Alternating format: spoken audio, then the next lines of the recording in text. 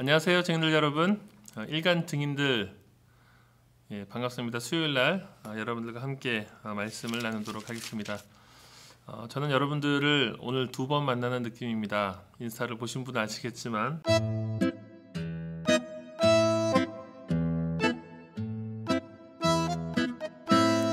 슬프게도 제가 열심히 찍었는데 영상이 날아가 버렸습니다. 공기 중으로. 마음을 다시 추스리고 이제 두 번째 영상을 찍는데 이것도 어떻게 될지 모르겠습니다. 날아가면은 이제 제 마음도 함께 날아가겠죠. 뭐 두 번 하니까 뭐 더 좋은 거죠. 더 여러분들과 함께 저도 말씀을 더 상기할 수 있고 더 정리된 내용으로 여러분들과 함께 나눌 수 있다고 스스로 위로를 하면서 했던 얘기를 또 해보겠습니다. 이렇게 인터넷이나 이런 데 보면은 그런 얘기 있더라고요. 국난 극복이 취미인 민족으로 우리 민족을 소개하는, 이야기 나누는 그런 글들이 있더라고요. 뭐 웃자고 하는 얘기인데 저는 참 이런 시기 코로나 사태 때문에 서로가 어렵고 참 여러모로 생업에 종사하시는 분들이나 취업에 종사하는 분들이나 각자의 삶의 무게가 이렇게 커져가는 이때는 서로가 조금 더 유쾌하게 그것을 극복하는 노력이 필요한 것 같습니다. 뭐 기침 한 번을 하더라도 서로가 고민이 많이, 그러니까 걱정이 되고 두려움이 생기잖아요. 사회적 거리 두기를 하지 않더라도 우리 마음 속에 이미 거리가 좀 생겨버린 그런 상태. 그럴 때일수록 좀 우리가 이 상황들을 유쾌하게 넘겨낼 수 있는 지혜가 필요한 것 같습니다. 그런 면에서 우리 그저께 일산 위드 모임에서 영상을 진작 찍었는데 아주 적기에 올린 영상이 있었죠. 각자의 그 집에서 그것을 볼 때 얼마나 즐겁습니까? 우리가 그런 시간을 통해서 잠깐 교제하는 것이죠. 그런 영상들 여러분들이 많이 올려주시고 많이 좀 봐주십시오. 그런 영상들은 흥하고 제 영상은 쇠하여도 아무런 불만이 없습니다. 여러분들이 어떻게든지 연결되어 있다는 것이 참 중요한 것 같아요. 서로가 연결되어 있다. 저는 이 유튜브를 통해서 여러분들과 연결되어 있다라고 생각을 하고요. 연결되려고 노력하고 있습니다. 여러분들도 이 시간을 통해서 저를 보는 게 아니라 공동체와 함께 하나님의 말씀을 나눈다. 그런 느낌으로 이 시간을 대하시면 좋을 것 같습니다. 예전에 저희 아버지께서 한동안 굉장히 많이 아프셨던 때가 있습니다. 그때 이렇게 복수가 많이 차오르시고 막 응급실을 가서 이렇게 좀 이렇게 응급 처치를 해야 되는 그런 상황도 있었고요.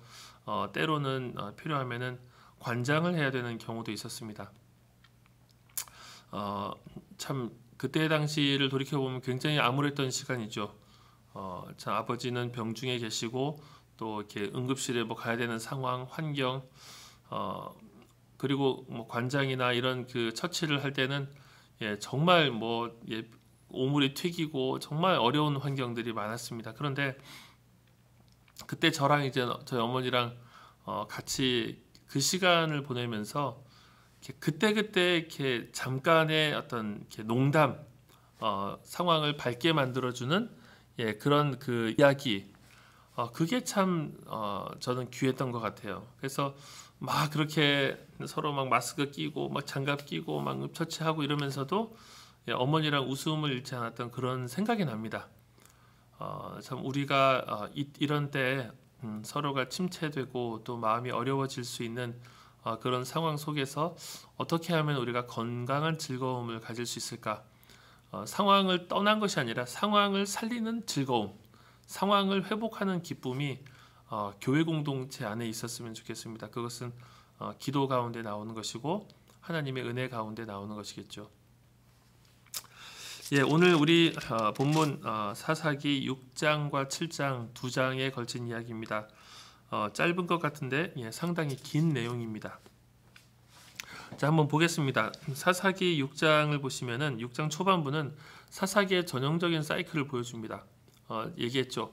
이스라엘이 범죄하고 하나님께서 그들을 파셨다라고 하는데 다른 민족의 압제 가운데 내버려 두시고 이스라엘은 고통 속에 부르짖고 하나님께서 사사를 보내주시고 그리고 나서 이만큼의 시간, 이때가 이 90도 이만큼이 평화의 시간입니다.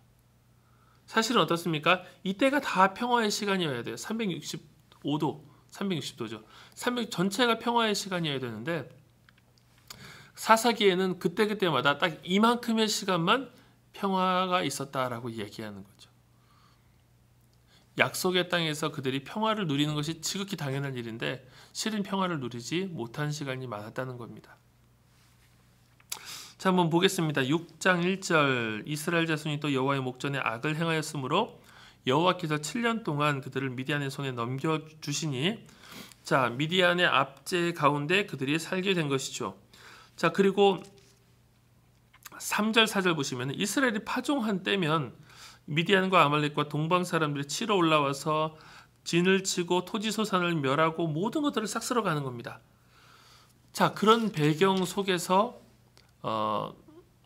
기드온이 등장을 하죠. 자, 기드온이 어떻게 등장을 합니까? 11절에 보시면은 11절에 기드온이 미디안 사람에게 알리지 않고 밀을 포도주 틀에서 타작합니다. 포도주 틀은 움푹 패인 곳, 포도를 다 넣고 이제 밟고 이래야 되겠죠. 포도주 틀은 움푹 패인 곳입니다. 밀은 어떤 곳입니까? 넓은 곳에서 바람을 이용하기도 하고요. 혹은 소나 이런 짐승들을 이용해서 이렇게 까는 거죠. 곡식을 타작하는 것을 그 은밀한 곳에서 몰래 해야 되는 이 기드온의 이 상황 얼마나 비참합니까? 이 비참한 상황 속에 기드온에게 하나님께서 찾아오시는 겁니다. 자, 기드온의 그 고백과 기드온의 그 처지에 너무나도 역설적이게 하나님께서 12절에 이렇게 말씀하시는 것이죠. 큰 용사여 하나님이 너와 함께 계시도다. 자, 여러분 이게 이 역설이 이해가 되십니까? 나는 지금 참 이렇게 보잘것없고 정말 이렇게 비참하고 찌질하고 이런 상태인데 하나님께서 오늘 이런 나를 보시면서 큰 용사여 하나님께서 너와 함께 계시도다. 저는 이 본문의 말씀이 우리의 어떤 상황에도 적용되는 말씀이라고 생각합니다. 나는 지금 가능성이 없어 보이고 내 인생은 어두운 것 같고 잘 풀리지도 않고 이대로 전망도 참 이렇게 암울하고 코로나 사태 때문에 취업도 어렵고 또 개강했는데 학교도 못 가고 여러 환경들, 자, 이런 환경 속에서 하나님이 우리를 찾아오실 때 큰 용서로 우리를 부르시는 거예요. 믿을 수 없는 일이고 말이 안 되는 일이죠. 그 하나님께서 뭐라고 얘기하십니까? 14절 너는 가서 이 너의 힘으로 이스라엘을 미디안의 손에서 구원하라. 너가 구원자다 얘기하시는 거예요. 하나님께서 이스라엘의 이 압제 가운데 부르짖음을 들으시면서 기드온을 보내시는 겁니다. 너가 구원자다. 15절과 16절 사이에서 기드온은 얘기하죠. 말도 안 됩니다. 저는 지극히 작은 자, 므낫세 지파 중에서도 작은 지파고 우리 아버지 집에서 제일 작고 이런 사람입니다 라고 얘기할 때 하나님께서 너가 미디안 사람 치기를 한 사람을 치듯 하리라 라고 말씀하시는 거예요. 자, 이때 기드온이 하나님께 묻습니다. 이 6장과 7장 사이에 기드온은 하나님과의 관계가 점차 성장하는 인물입니다. 처음부터 큰 인물이 아니에요. 그래서 기드온이 묻는 거죠. 하나님께서 나한테 말씀하시는 당신이 하나님 맞습니까? 주 되시는 표징을 보여주십시오. 17절에 그리고 18절에 내가 예물을 갖고 다시 오기까지 기다리십시오. 19절과 20절에 예물을 다 드립니다. 예물을 차려놓으니까 21절에 하나님의 사자, 사실 하나님의 사자는 하나님의 현현입니다. 하나님의 사자가 지팡이 끝으로 이 고기와 무교병에 대니까 불이 나서 재물들을 다 살린 거죠. 여호와의 사자는 떠나서 보이지 아니할 때 22절 기드온이 깨닫습니다. 내가 하나님의 사자, 하나님을 대면하여 보였구나. 내가 죽겠구나. 슬프다. 이 당연한 신인식입니다. 자, 그때 하나님께서 23절 너는 안심하라 두려워하지 말라 죽지 아니하리라 라고 말씀하십니다. 자, 하나님을 대면하고 하나님을 의심했고 예, 하나님께서 정말 당신 하나님의 사자 맞습니까? 라고 의심하고 그렇게 질문을 던졌는데 하나님께서 당신이 하나님이신 표징을 보여주시잖아요. 예, 이때 자기가 얼마나 불경한 죄를 저질렀는지, 그리고 하나님을 봤다는 것 자체가 예, 두려운 일이죠. 내가 죄인인 내가 죽을 수밖에 없구나 직감적으로 깨닫는 겁니다. 그때 하나님께서 23절 죽지 않을 것이다. 그때 여러분 24절에 기드온이 그 하나님을 만나고 나서 거기다가 제단을 쌓고 이름을 짓습니다. 여러분 이름 아시죠? 여호와 이레라든지 엘로에 이스라엘이라든지 하나님을 만난 곳, 장소, 사건 그럴 때마다 사람들 이름을 짓습니다. 이때 아주 유명한 이름 여호와 샬롬이 등장하는 겁니다. 하나님은 평화이시다. 여호와 샬롬. 기드온이 죽을 수밖에 없는 그 상황 속에서 하나님께서 평안을 주시고 그를 회복하신 것처럼 기드온의 내면의 평화를 주셨을 뿐만 아니라 이 이스라엘의 모든 환경과 상황 속에서도 하나님께서 평안을 주실 것이다 하는 것을 이 말씀이 미리 보여주고 있는 거죠. 여호와 샬롬. 자, 그리고 나서 기드온이 용사가 됩니다. 용사가 되긴 하는데 약간 소심한 용사. 그래서 하나님께서 말씀하시죠. 내 아버지의 이 바알의 제단을 헐어라. 그러자 이 일을 기드온이 언제 합니까? 27절 이 일을 감히 나지 못하고 밤에 했다. 밤에라도 어쨌든 했어요. 자, 하고 나서 나중에 기드온이 한 게 들통나고 그러자 그의 아버지가 그를 변호합니다. 그 아버지가 그를 변호하면서 바알이 그와 싸울 것이다. 바알이 싸우게 둬라. 왜 너희들이 싸우느냐? 기드온과 바알이 싸워라. 그래서 여룻바알이다. 32절 여룻바알이라.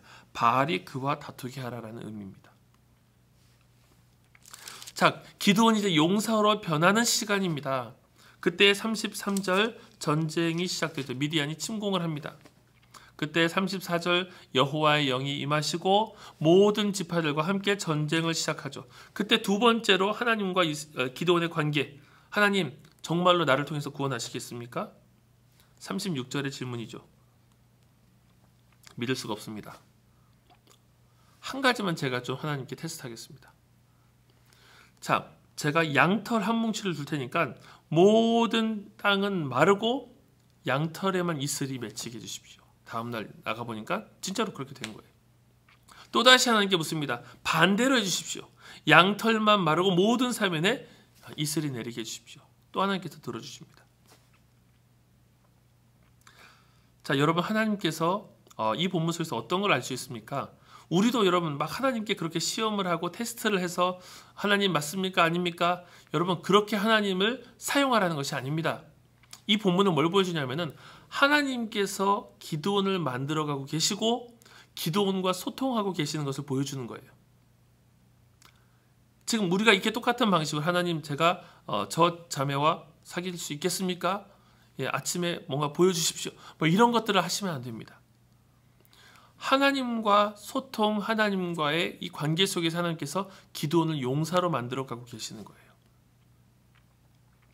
자, 그렇게 전쟁을 시작합니다. 그리고 나서 7장으로 가시면은 하나님께서 또 32,000명이 모였는데 첫 번째 두려워 떠는 자들 다 돌아가라.